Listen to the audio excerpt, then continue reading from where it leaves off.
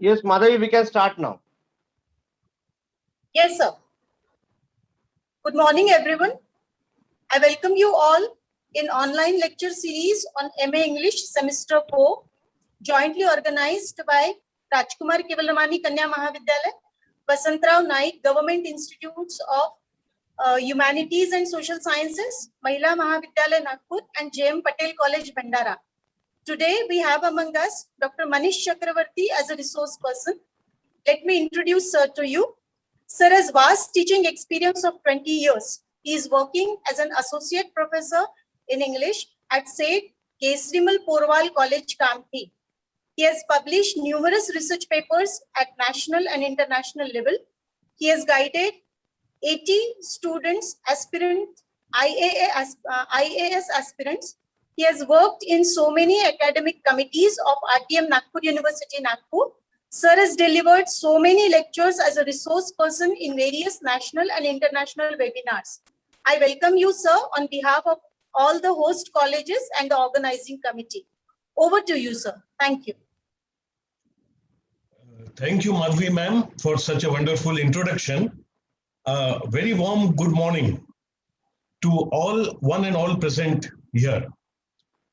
I take this opportunity to thank the honorable principals of the 4 collaborating colleges, Rajkumar Kevalramani Mahila Mahavidyalaya, Nagpur, Vasantrao Naik Government Institute of Arts and Social Sciences, Nagpur, Mahila Mahavidyalaya, Nagpur, and J.M. Patel Arts, Commerce and Science College, Bhandara, for organizing such a wonderful webinar and for presenting such a wonderful opportunity to the students. I also thank Karthik Panikar sir for his constant support, encouragement, and constantly motivating all of us to undertake such type of creative activities. I also thank all the organizers who have taken great pains in making this entire series a grand success. The topic for today is Amitav Ghosh's The Hungry Tide. Actually, it is a part of Indian writing in English. Now we are dealing with Unit 3 of Indian writing in English, where we have certain big names in literature who have made a mark for themselves in the world. Well, since we have been allotted The Hungry Tide, written by the legendary Amitav Ghosh, it will not be out of place to briefly talk about the other giants, other literary giants. And due to the paucity of time, I would be giving a fleeting reference. We will be just discussing in brief the works of these giants like Salman Rushdie, Vikram Seth, Rohinton Mistry, Arundhati Roy, Kiran Desai, and Arvind Adiga. First, we'll discuss about Salman Rushdie, who is an Indian-born American novelist and essayist. His work, combining magical realism with historical fiction, is primarily concerned with the many connections, disruptions, and migrations between Eastern and Western civilizations. If Panikar sir permits me, shall I switch on my PPT, sir? Yeah, sure, Manish. Please proceed. Yeah.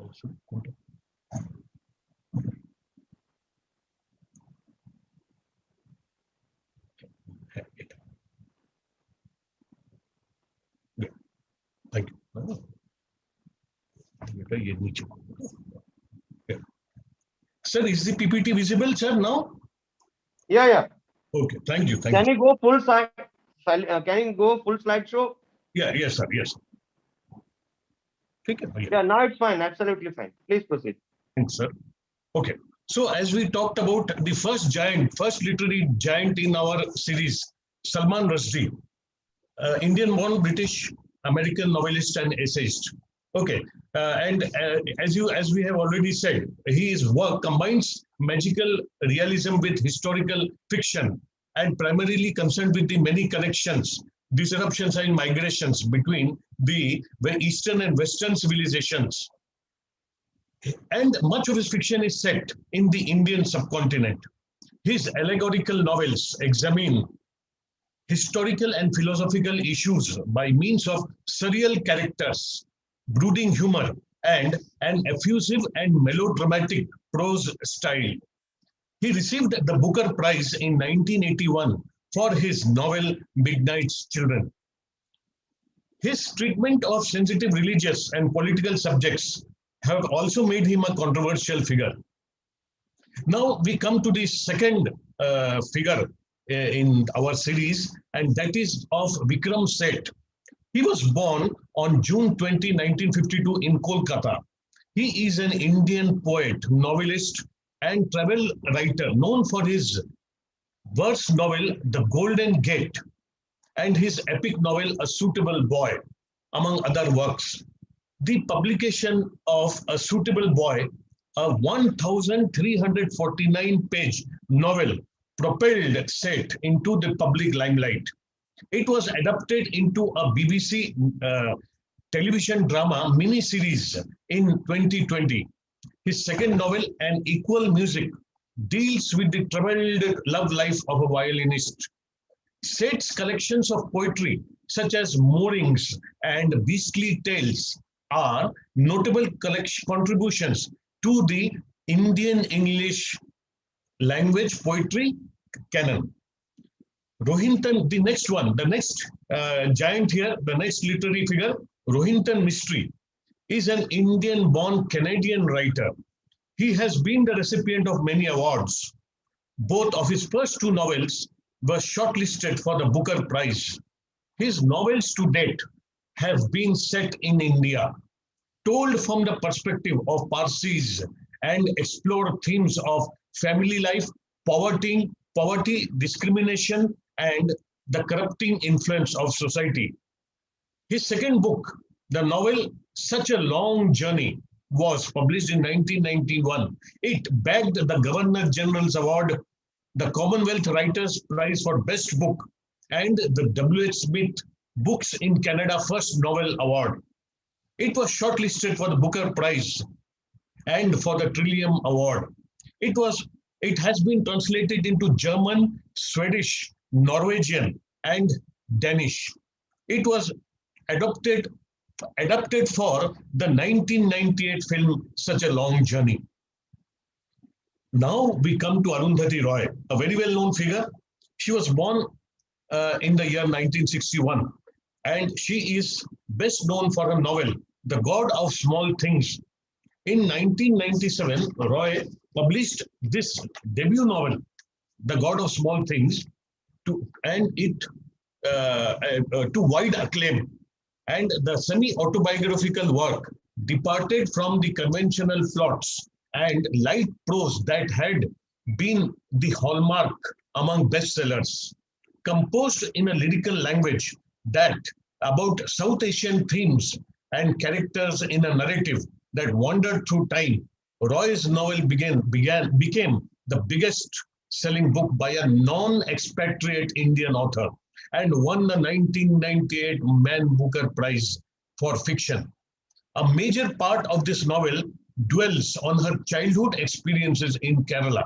She is also a political activist involved in human rights and environmental causes. Now we come to Kiran Desai, who lived in India. She's the next figure here, the literary figure, Kiran Desai, who lived in India until she was 15 years of age, after which her family moved to England and then to the United States. She is an Indian-born American author whose second novel, The Inheritance of Loss, 2006, became an international bestseller and won the 2006 Booker Prize. The Inheritance of Loss was hailed by critics as a keen, richly descriptive analysis of globalization, terrorism, and immigration. When she received the Booker Prize for the novel in 2007, Desai became the youngest female writer to receive such an award.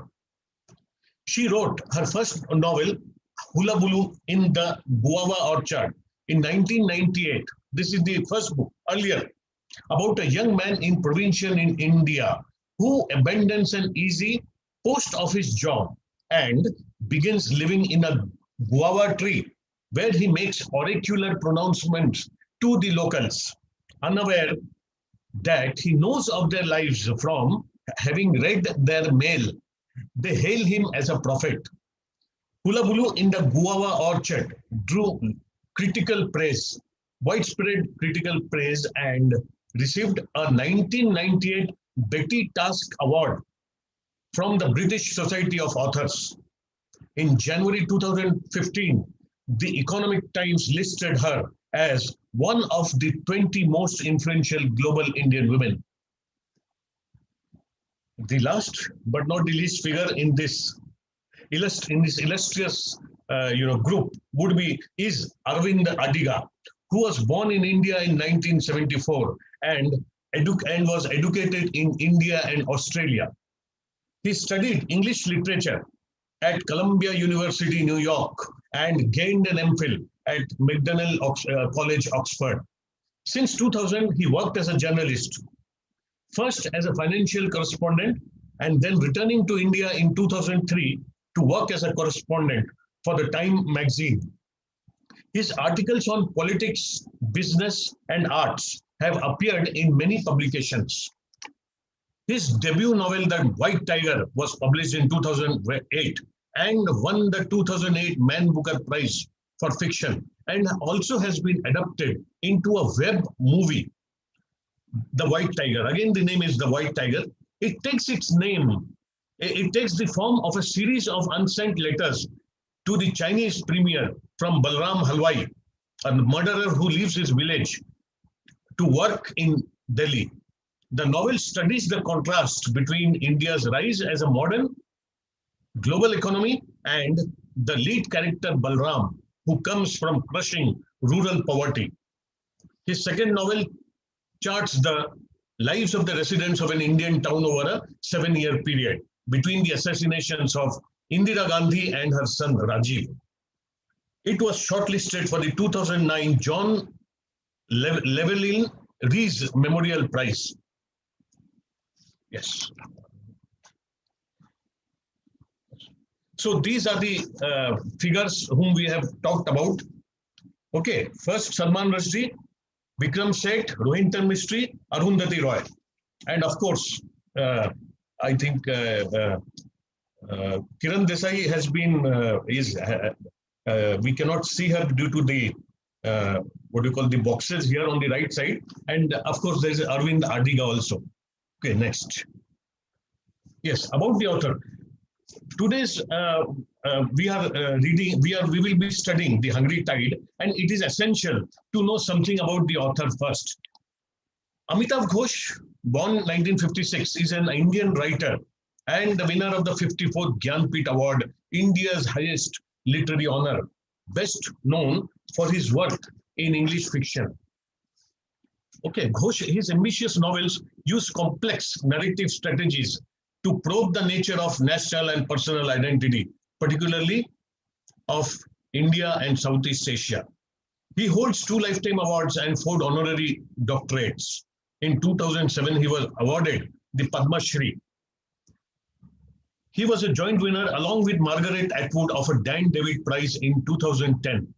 In 2019, the Foreign Policy magazine named him as one of the most relevant, one of the most path-breaking global thinkers of the previous decade.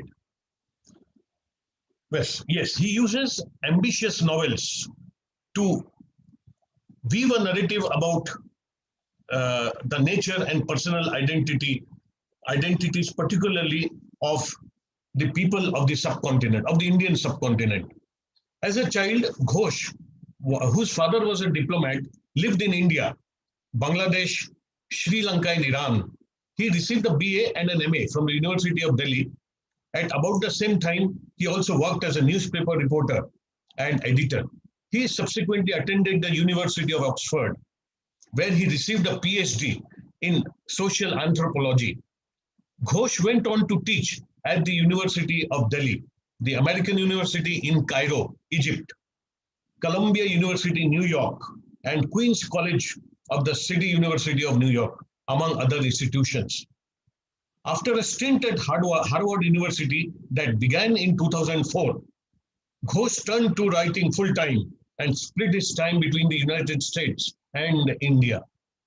His first novel, The Circle of Reason, 1986, follows an Indian protagonist who, suspected of being a terrorist, leaves India for Northern Africa and the Middle East. Blending elements of fable and picaresque fiction, it is distinctly post-colonial in its marginalization of Europe and post-modern in its non-linear structure and thick intertextuality.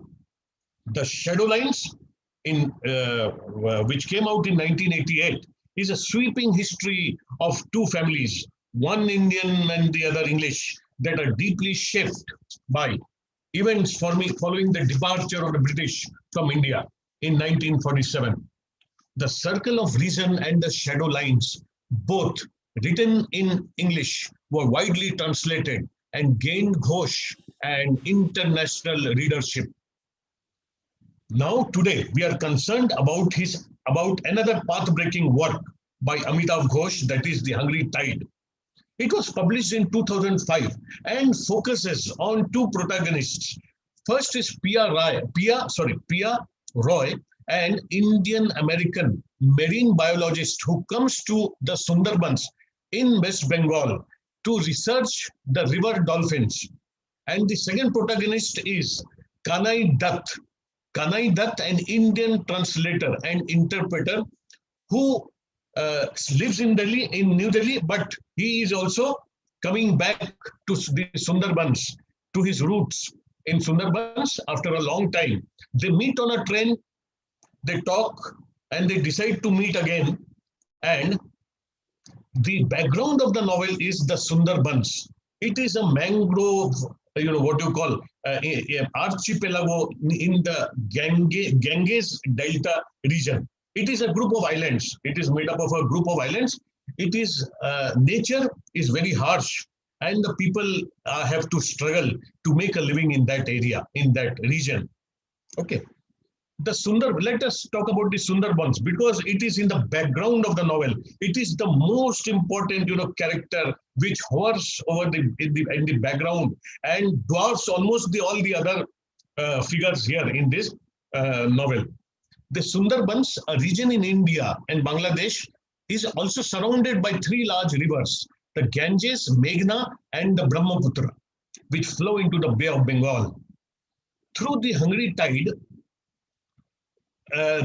we focus on the Indian side of the Sundarbans. Actually, in the Sundarbans, 40% of the jungles of the area is in India, while 60%, more than 60% is in Bangladesh. But we are concerned with the Indian side of the Sundarbans.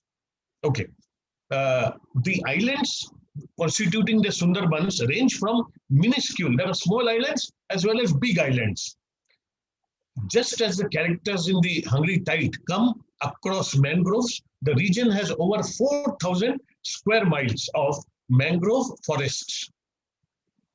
The Sundarbans are geographically marginal. It's a neglected area, okay? But they are home to around 4 million people. The Sundarbans are also home to a wide range of wildlife, including threatened species of crocodile and python, in addition to the fearsome Royal Bengal tiger. Bon Bibi, the goddess discussed in the novel, is very real for the people of the Sundarbans, regardless of whether they describe themselves as Hindu, as Muslims, or any other, or adherents of any other religion. Yet, due to climate change, which causes rising tides, as well as man-made disasters such as illegal logging, the Sundarbans are in danger. Water-related diseases are also becoming quite common, putting the people living in the Sundarbans in grave danger, in constant danger. Many migrate to cities such as Dhaka, Bangladesh, and maybe in Bengal, to Calcutta in Bengal, in West Bengal, but already the cities are overpopulated. Okay, and the Hungry Tide is not the only work, literary work about the Sundarbans. The region also features in the Bengali epic Manas Mangal Kavya, the novel Paddo Nodir Majhe by the Bengali author Manik Bandyopadhyay, and the Booker-winning novel Midnight's Children by Salman Rushdie, as we have already seen. Before we start reading more, knowing more about the novel, just let us go through a brief summary about what the book is about. On a train to the Indian port town of Canning in West Bengal, Kanai Dutt, a wealthy middle-aged translator from New Delhi, meets Pia Roy, a young Indian-American marine biologist. Both are traveling to the Sundarbans. Kanai, who has been there once before in his childhood, is going to visit his aunt and read his late uncle's notebook, while Pia is carrying out a survey of the region's dolphins. Kanai invites Pia. Kanai invites Pia to visit him in Lucy Bari. Kanai travels to Lucy Bari. It is one of the islands in the Sundarbans, and visits to visit his aunt Nilima, who runs the local hospital in Lucy Bari. She hands over to him his uncle's notebook, which contains accounts of a very significant, very important rebellion which happened 30 years back in Morich Jhapi. Okay, we'll see later on. When Kanai meets his uncle, when Kanai, he cannot meet his uncle because he is long dead. So when Kanai meets his aunt Nilima, he finds that she is still deeply impacted by his uncle's death decades ago, and that the natural landscape of the Sundarbans had already changed since his visit as a child. Furthermore, he learns that his childhood friend Kusum was killed in that 1979 massacre. Her son Fokir is now a fisherman with a wife Moena and a son of his own, Tutul. When Kanai begins reading his uncle's notebook, he discovers it was written in a very short time. As his uncle Nirmal tried to fight to protect the refugees who had settled on a local island of Morijhapi from the government's aggression. Meanwhile, Pia, obtaining a research permit through family connections and bribery, sets off in search of dolphins with an escort of local authorities. You see, it is mandatory to have a forest guide with you whenever you visit such places which are considered as sanctuaries, as wildlife sanctuaries. She begins her survey alongside a forest guard who's required to accompany her, and a boatman named Nejda. These are typical Bengali, nicknames. Anyway, both of them are rude to her and offer her no help. As a typical bureaucratic phenomena, when official people who are appointed often do not extend the help which they are expected to give. Okay. And both of them, she distrusts these two men provided by the forest department, and this extends to horror and disgust when they come upon a fisherman and his son in the waters, fishing in the water. They approach this fisherman, and the forest guard, he promptly finds him for supposedly poaching in the waters, illegal fishing. He blames him for illegally fishing, and therefore the forest guard fines him, imposes a fine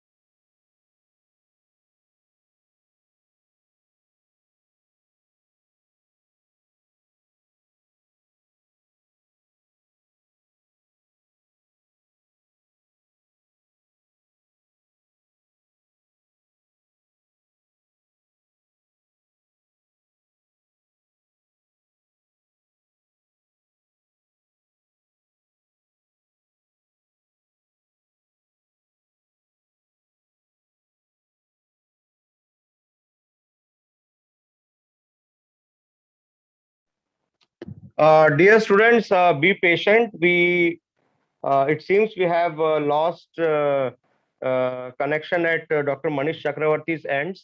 I suppose he will be back in a couple of minutes. Just stay with us.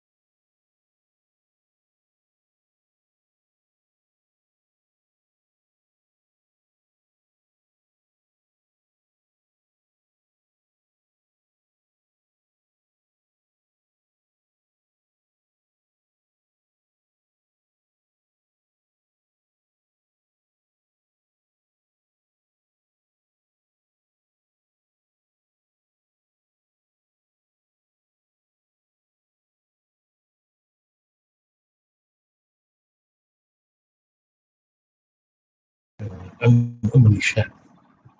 Sir, can you hear me, sir?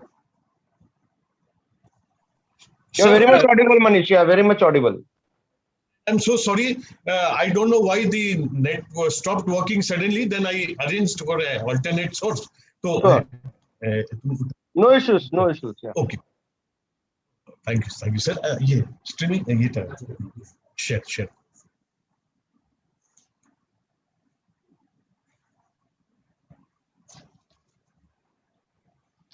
Take it. Yeah. So, Yeah. Yeah. Please let's go continue. through just very short. Yeah, thank you, sir. So when Kanai, Dutt, and P.R. Roy they meet in a train, they travel to the Sundarbans. Okay, Priya is on a research tour, on a research. She has a project to explore the dolphins, the river dolphins, while Kanai Dutt has gone to because his aunt had called him to about his late uncle's notebook, which he had left only for Kanai to read. So they both are now in the Sundarbans. Okay, so when the Pia has a very bitter experience with the forest authorities, and they are just interested in money, in her equipment, and she's disgusted with this attitude, mercenary attitude on the part of the officials, of the forest officers, of the forest people, employees who are supposed to help her, but they are totally indifferent and are interested only in her money. So when she finds this fisherman and his son who are fishing in the waters, the forest people try to find the fisherman. Okay, so Pia tries to give some money to that fisherman, and she falls down in the river in the process. She is rescued by that fisherman, and he rescues her, and she opts to stay with him. She requests the forest people to go, and then she gives the contract to this fisherman to take her to where the dolphins are, because she is there on that research project. Okay, she actually, the fisherman whose name is Fokir. We now come to know that the name of that fisherman who is there, who is in the boat with his son, the name of that fisherman is Fokir, and the son's name is Tutul. He is a very minor character. We come across him only once. Okay, but Fokir is the person with whom we are dealing. He is a very strong character, and we gradually come to know about him, more about him. Okay, since Pia is a very educated girl, is a very educated lady, but Fokir, the fisherman, he is an illiterate fellow, but he is very intelligent. He does not have formal education, but his instinctive knowledge of the topography of the area in and around the Sundarbans is exemplary. Therefore, when Pia shows him the photo of the dolphins, because they cannot use English, they cannot communicate. He does not know her language, she does not know his language. Okay, because Pia, she is more of she was taken to the United States soon after her birth. So she does not know Bengali. Okay, and here he does not know the language, does not know English, so they do not know the language, but still they very successfully communicate with each other. So when she shows him the picture of the dolphins, he immediately realizes, the Fokir, the fisherman, realizes, yes, he tells her wordlessly through symbols, by hands, show of hands, that yes, I will take you to where the dolphins are. Okay. Just see the paradox. The forest department people have no idea where to find the river dolphins, whereas he, an unlettered fisherman, he knows where the things are. Okay. Moreover, they can go to Lusibari afterwards, because as you remember, Kanai had invited Pia Roy when they were on the train to Canning. When they were coming, he said he had invited her. He had told her, whenever you find time after your project, while doing your project, please come to that island of Lusibari, where Kanai himself is there and his aunt is there. Okay. The fisherman turns out to be kind, respectful. Just see the qualities of Fokir, the fisherman. The next day, yes, they observe the dolphins, in when the forest people have gone away, and Pia and these fishermen, they leisurely explore the forest. They see a lot of dolphins, and one thing that Pia notes, and unique and intriguing, fact, that the dolphins are behaving differently than what had been recorded earlier in the research books. So this is a new development, new discovery that Pia has made. Pia is making here, that see, the documented records also need to be, modified to include the new observations which she is making here in the river. Okay, Pia and Fokir get along extremely well and find that their work styles are very complementary despite their apparent differences. Pia realizes that the previous knowledge of dolphins was incomplete. Okay, there is so much more to discover, which has not yet been discovered before, and she believes that she can get a grant to do so. She believes that she has found her life's purpose. Okay. Pia also reconnects with Kanai, who has been reading his uncle. Okay, just a second. After several misadventures, including lurking tigers and a crocodile attack, Pia and Fokir leave the dolphins and travel to Lusibari. Here, Kanai meets Moina, Fokir's wife, who is fed up with her childlike husband's inability to do anything but fish. Okay, now Fokir's wife has a complaint that he is not interested, he is just interested in fishing. She is a trainee nurse. Moina is a trainee nurse and wants better for her son. Pia, on the other hand, develops a strong bond for Fokir as they travel the rivers and inlets. Okay. Pia also now reconnects with Kanai, who has been reading his late uncle Nirmal's notebook, which related the bloody events on an island called Morich Jhapi, where the government forces had ruthlessly suppressed the refugees settled there. The book outlined Nirmal's dedication to Marxist theory and his decision to involve himself in the plight of the refugees, particularly because of Kusum, who he has romantic feelings for. Against the wishes of Nilima, his wife, Nirmal travels to Morich Jhapi repeatedly. See, the account is moving back and forth. Now we are looking at the notebook, which has recounted events 30 years back. Okay, so the constant movement is there. You are now in the present, then in the past, then again in the present, then in the past. Okay. One day, police begin a siege on the island of Morich Jhapi and destroy a boat filled with refugees. Kusum and her young son Fokir survive, but later Kusum is killed. Impressed with Fokir, Pia hires him for a week to help her survey the dolphins in the region. Kanai comes along to serve as a translator, and they bring Nilima and Nirmal's friend Horen, who owns a large boat. When the boat's engines die, they float to a nearby village. That night, they hear loud voices and find a tiger captured in a building, more specifically in a livestock pen, where the tiger had gone to kill a newborn calf. Okay, surrounded now, the tiger is surrounded by an angry mob which desperately wants to kill it because that tiger is a man-eater. Wanting to protect the tiger, Pia tries to break up the mob, but Kanai stops her. Okay. Later, he admonishes her for wanting to protect the tiger at the cost of the lives of the poor people of the local who were there. Fokir and Kanai love the dolphins.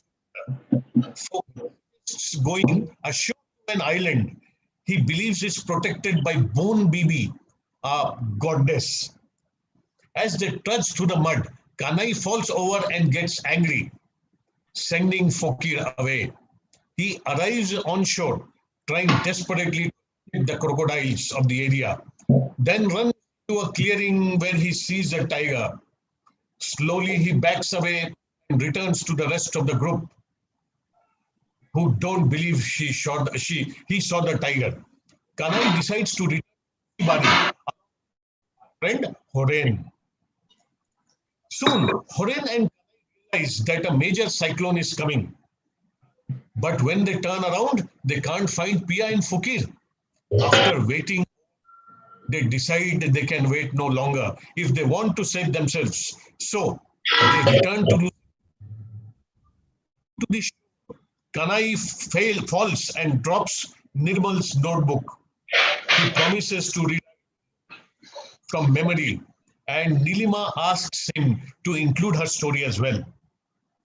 However, halfway back, Horen and Kanai hear a catastrophic storm is approaching.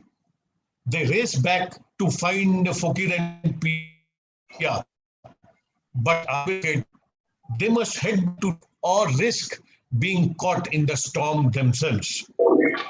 As it's Fokir and Pia take refuge on a tiny island. They are stranded there on that island. Still unable to communicate with words, See, they don't understand each other's language, but verbal language, but they can communicate through feelings, through symbols, through signals. Okay. Now Fukir and Pia tied themselves to ride out the storm. They have to protect themselves. So they tie themselves to a tree's highest branch. It's a big tree. They tie themselves to the tallest branch so that they can, weather the storm. They survive a massive tidal wave, a very big, wave of water comes, but they survive. They still are able, nothing is damaged. But when the wind changes, Fokir is crushed, is hit by a heavy flying object, and he immediately dies. Okay. Pia survives, protected by Fokir's body. Even in death, Fokir has protected Pia by, by shielding her from such flying debris. She manages to navigate back towards Lucibari, running into and she is traumatized. She stays in Lucibari for a few weeks longer, then returns sometime later with a carefully thought out plan, with which sends to Nilima, who is in charge there. Pia, the research, plans to set up her research camp in Lucibari, employing his widow as her assistant. Kanai is also set to return, having quit his job to focus on recreating his uncle's journal, which was lost in the storm. Nilima finally agrees to Pia's plan. Okay, now, sorry. Kanai Dutt, I will be going character list of the Hungry Tide, where we find Kanai Dutt, a well-off interpreter and translator who owns his own business. He is a native of New Delhi. As his profession suggests, Kanai deeply values language, using it as a tool to empower himself, to navigate the world and to learn about others. He travels to the Sundarbans, which he visited once as a child, to read the notebook his uncle left him after his death. Kanai is confident to the point of arrogance and tends to be self-centered, and initially views the Sundarbans as unimportant and inferior to his urban home. Though he to be a connoisseur of women, Kanai repeatedly fails to win Pia's affection. Now, second, Pia is a guide who travels to the Sundarbans in India to survey the local water dolphins. Though she was born in Kolkata, Pia grew up in the United States and never learned Bengali, her parents' native language. Pia is brave and confident, unfazed by the prospect of traveling to a relatively remote area where she does not speak the language.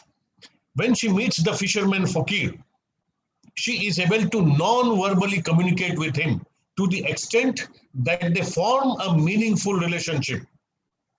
Pia is intelligent but unambitious and begins the novel with a deep enthusiasm for animals and nature conservation. Yet, as she gets to know Fokir and the novel progresses, she begins to learn about the heavy human cost of conservation. Conservation of the animals, but at the cost of human life. That is the very interesting debate which resonates through the novel. Now, Fokir. Fokir is an impoverished fisherman who rescues Pia when she falls into the water. Typically seen with his young son Tutul, Fokir is kind and welcoming to Pia, eager to help and dedicated to his family. Describe his frequent conflicts with his wife, Moina. Though other characters often dismiss Fokir as an uneducated fisherman, he is deeply knowledgeable about the waters of the Sundarbans as well as nature more broadly.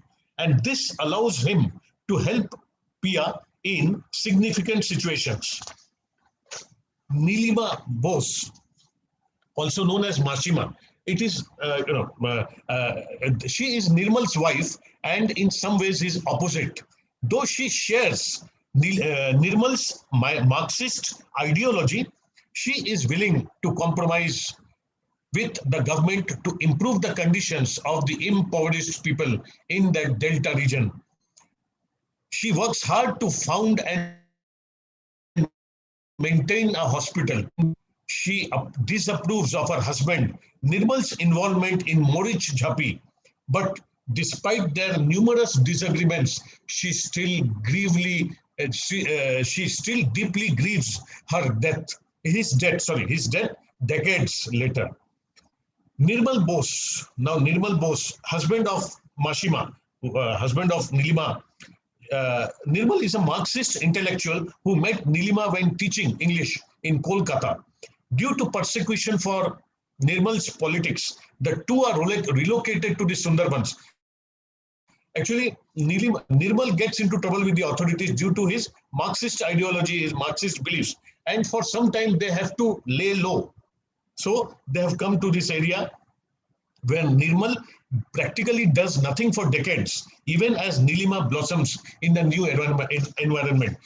She, sets up the hospital, she takes care of the people there. Retiring in the late 1970s, he is full of regret, which he attempts to assuage through his involvement in the cause of the refugees of Morich Jhapi. Though Nirmal's ideals are noble, he often risks getting too bogged down by these ideals and ignoring their practical application. Sorry. Kusum, friends with Kanai when she was a teenager and he was a child, Kusum was close to Nirmal, who may have had romantic feelings for her. Brave and dedicated to her principles, Kusum is passionate about the plight of the refugees of Morich Jhapi and is killed in the 1979 massacre, though no one is sure exactly what had happened. Actually, I have to just clarify about the Morich Jhapi incident, because you have been encountering this term at the island of Morich Jhapi, something had happened. So what happened exactly was that the settlers who had come from Bangladesh much after partition, so the government had given them land in Dandakaranya in Madhya Pradesh. But the Bengali settlers who were of the lower, now when they came after many years after partition, so they were particularly from the lower sections of society. So they were given land in Dandakaranya forest in Madhya Pradesh for settling. But they found the land too dry, drab, red sand, and they did not like it, because these Bengali settlers wanted some water, the jungles, the trees. So they came back and occupied that place in Morich Jhapi. The left government at that time, the leftist government was in power in West Bengal. So they did not take to it they did not take to this transgression kindly. So they tried to stop these people from settling there, from fishing, from farming. And the refugees were in no mood to listen. They dug their heels in and refused to move from that place. Finally, the government of West Bengal mounted an armed offensive against these people. Many people were killed also in this police action which had taken place in Morich Jhapi way back in May 1979. So Nirmal, as a Marxist, had deep sympathies for these people, but ironically, it was the Marxist government in West Bengal which had taken this draconian step of ruthlessly and violently driving away these settlers. So that is again another paradox. Okay. Now, Moina is, we'll come to the characters. Just now, there are 2-3 characters remaining. Moina is Fokir's wife, as well as a trainee nurse at the local hospital. Ambitious and dedicated to both her own education and that of her son, Tutul, Moina gets along well with Nilima, but often clashes with her more traditional husband, Fokir. Sir Daniel Hamilton, a Scottish man who got rich in India by selling the tickets, the ship tickets for people going out of India. He had earned his money by selling such tickets, and but at the same time he brought land in the Sundarbans in the earlier 20th century and tried to create an ideal equal society. His efforts are admired, though Sir Daniel, the beginnings of Sir Daniel Hamilton was capitalist, yet his efforts to mitigate the sufferings of the people, of the poor people in the Sundarbans, were appreciated by Nirmal and the people of his ilk. Okay, and his efforts are admired despite his capitalist beginnings. Now the forest guard Pia is required to be accompanied by the forest guard on a trip to the Sundarbans. Though he initially appears to be simply an inconvenience, he reveals himself to be a predator who harasses local fishermen and forces Pia to bribe him. Now Mejda, again it's a Bengali nickname associated with the forest guard, like an elder brother, Mejda. The second elder brother, is the first voter Pia hires. Like the forest guard, he is a malicious figure and he sexually harasses Pia. Bon Bibi, yes, she's a goddess. She's has venerated, and people think that she protects them. They have a belief that she will protect them from the tiger. She is the benevolent goddess of the Sundarbans, and along with her brother Shaha Jongoli, she protects the area from evil and from the vicious natural world. Many believe that Bon Bibi will rescue anyone who has a good heart. Dokhin Rai, Bon Bibi's evil counterpart. As there is good, there is evil. So she is the evil counterpart, Dokhin Rai, he's a tiger demon who haunts the people of the Sundarbans. It's a myth. People from, as I had earlier pointed out, both Hindus and Muslims, they believe in this mythology, in this myth. So these are the characters which we come across in this novel. So now the analysis of the novel, I think we do not, okay, just a second. Yeah.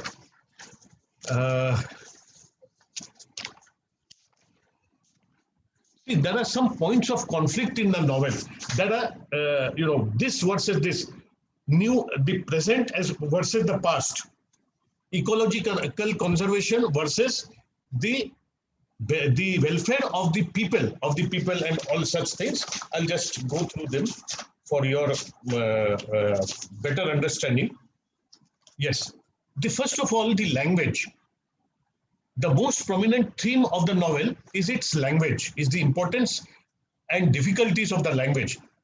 Kanai uses language for his life's work, while Pia, who understands no Hindi or Bengali, recognizes that she is not fully prepared to navigate the Sundarbans. Pia thus embraces non-verbal communication which allows her to form a strong relationship with Fakir, an illiterate fisherman, despite the natural barrier between them. Though Kanai learns about the Sundarbans from the journals, from the notebook written by his late uncle Nirmal, his most transformative moments occur at moments when language is insufficient, such as his terrifying encounter with a tiger, which leaves him babbling. Ultimately, Kanai and Pia use their experience to transform their approaches to language, as Pia modifies her view towards conservation and writes grant proposals to begin a new sort of work, while Kanai integrates the experience of his aunt Nilima into his recreation of his uncle's journal. Okay. Now, conflict between the humankind and the natural world. This is very important. There is this constant conflict between two things here, two disparate, two opposite aspects. You see, people are constantly at odds with nature. In the Sundarbans, people are constantly living in fear. Okay, it is a dangerous world full of deadly animals. Tiger who is reputed to carry off many people, actually the women there, the married women, they are used to live the life of a widow. No, because they know that anytime the tiger can come and shatter their lives. Okay, so it is a dangerous. There are dangerous rivers, vicious tigers, and the risk of cyclone floods. Though the natural world is revered and believed to be protected by the goddess Bon Bibi, conservative efforts have implemented by the government have increased the conflict between people, especially the poor, and the local environment. Sorry, as they try to preserve nature at the cost of human livelihoods and even lives. So basically, save the tiger. As we are well used to this phrase, to this slogan, save the tiger. But in the context of the Sundarbans, the tiger, the people there, the government is putting emphasis on the non-human lives. Okay, save the tiger there in Sundarbans. But then what about the people? What about the lower strata of society? Okay, the government is not paying attention to them. That is the conflict here between the from the ecological point of view and the point of view of the livelihood, of the safety and security of the local people there. That is one of the constant causes of conflict. Okay, even in the Modi Jhapi incident, the government, without having any sympathy for the poor, the marginalized are at the receiving end. Okay, so that is the problem here. Of course, we are not making any judgments. Even Amitav Ghosh has not made any judgment that this is correct, this is true, this is bad, this is what is should be. No, it is just a presentation of the picture. We have to see what problem each one of the aspect has for the other. Okay, especially and the right to preserve the forest department, a very important, significant arm of the government, does nothing to stop the deadly tiger attacks in the area.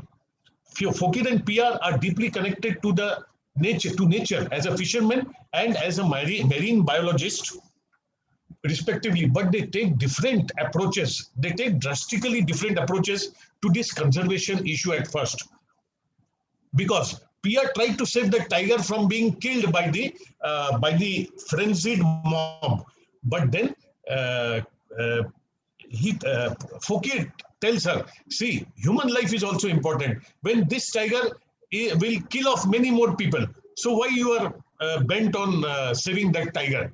Okay, so he drags her away. So that is one point of conflict. Furthermore, the characters constantly face danger from the unpredictable tides of the Sundarbans and crocodiles too.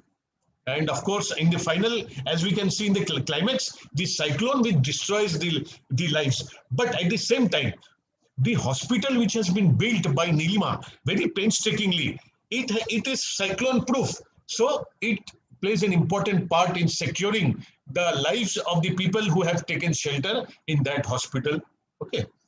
Now, plight of the refugees, as we said, the human cost of environmental protection. The central issues of the novel is the plight of a group of refugees who had settled in the Sundarbans, in Modi Jhapi, in the Sundarbans, but are ordered to leave, then they are violently removed by the government in order to preserve the land and the environment. Well, as we have said, the benefits of conservation for these impoverished refugees come at the cost of their basic needs. Okay.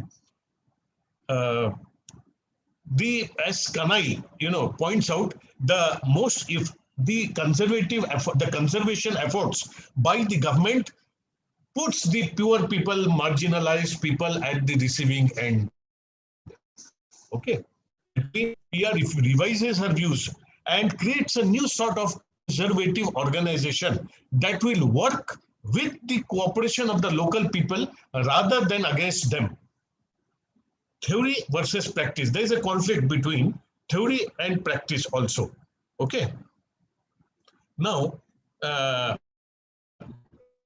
the Nirmal and dilemma is that of theory and practice. For Nirmal, a Marxist ideologue or intellectual, nothing is more important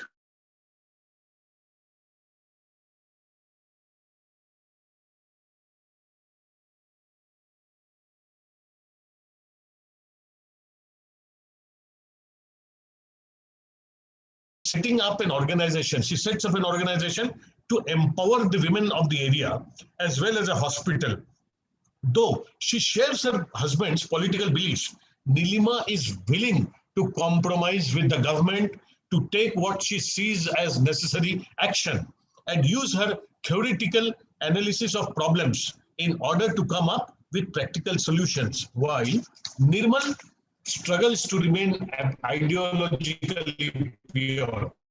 The final attempt to implement the theory he follows comes in his involvement in the plight he sees as a revolutionary struggle, but the conflict ultimately falls into obscurity. Another is the education versus experience. Yes, Pia, Roy, and Fokir the fisherman.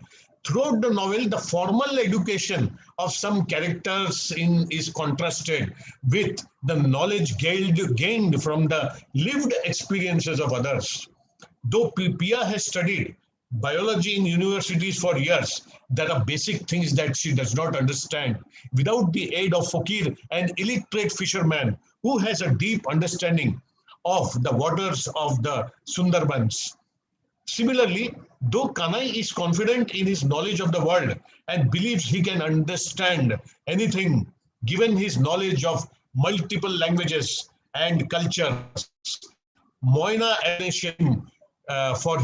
scolds him for his arrogance, telling him that he cannot understand her experiences as an impoverished woman in the Sundarbans. The conflict between education and experience comes to a head when the future of sons of Fokir and Moina's son Tutul is decided.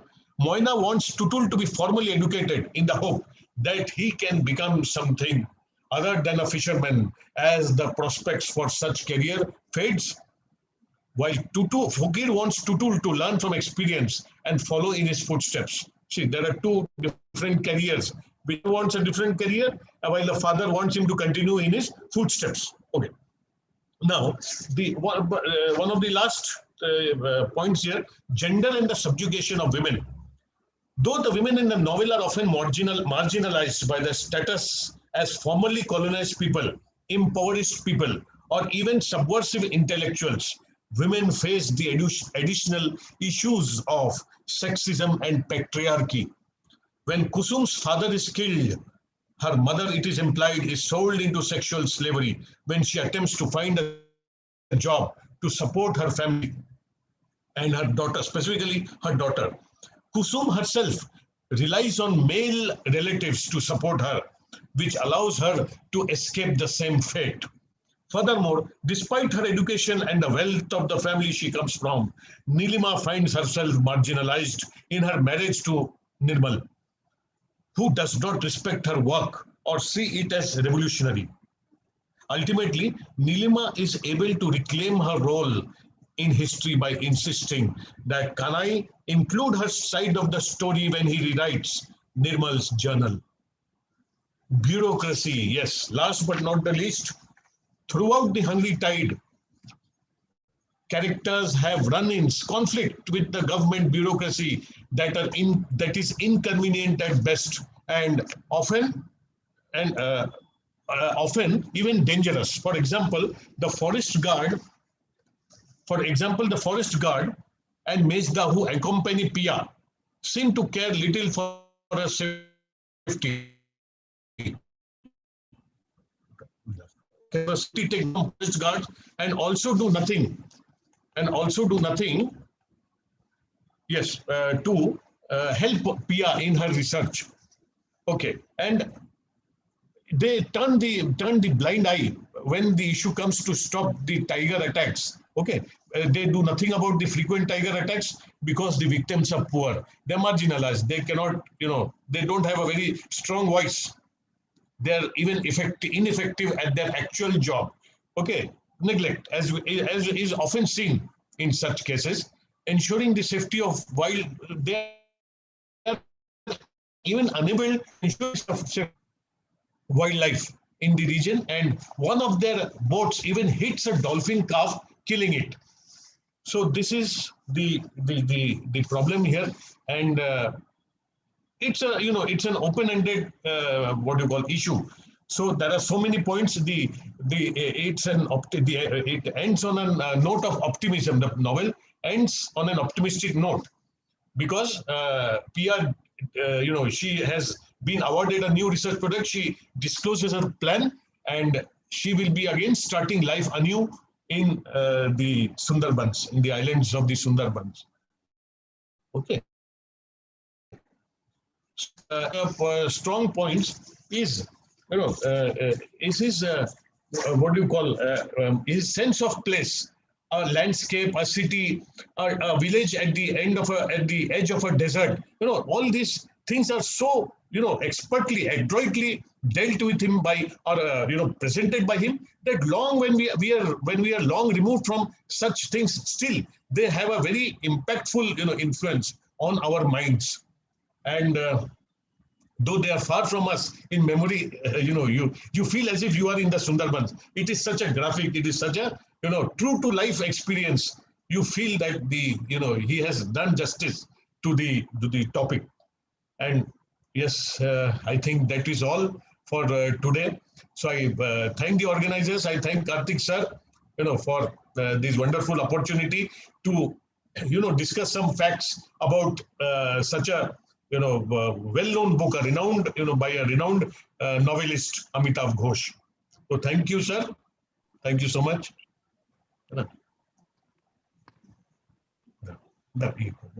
Thank you. Thank you, Manish.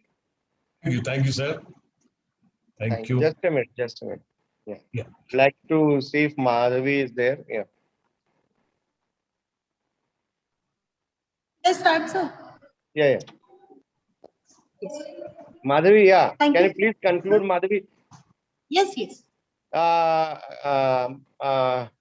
Manish, can you stop the screen sharing? Okay. Give a stop. Yeah, please. Yeah. Yeah, Madhavi. Thank you so much, Manish sir, for a very resourceful lecture. I'm very sure that the students have read the lecture and have understood the plot and the characters of the novel Hungry Tide. Thank you so much, sir. On behalf of the organizing committee and the host colleges, I'm grateful to you for presenting such a wonderful session for the students. Thank you so much, sir.